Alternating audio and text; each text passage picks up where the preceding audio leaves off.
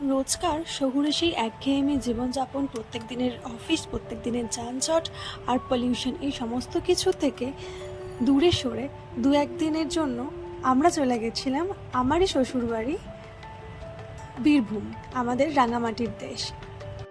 এ যেন এক ভিন্ন জগৎ।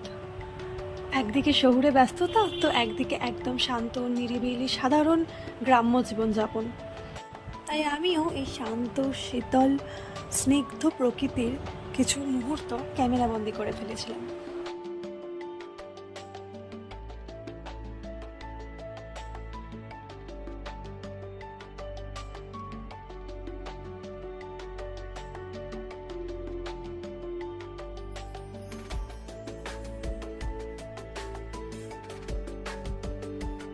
এই সময়টা ছিল অমাবতী, আর সেই উপলক্ষে এখানে ধর্মপূজা চলছিল।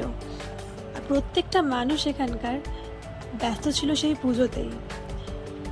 ধর্মপুজো মানে ওখানকার আমাদের এখানে দুর্গাপুজো।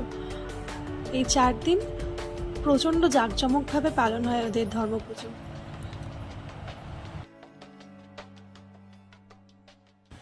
আর আমিও খুব খুশি হয়েছিলাম সবার সাথে আনন্দে মেতে উঠে এই পুজোর আনন্দ একসাথে ভাগ করে নিয়ে।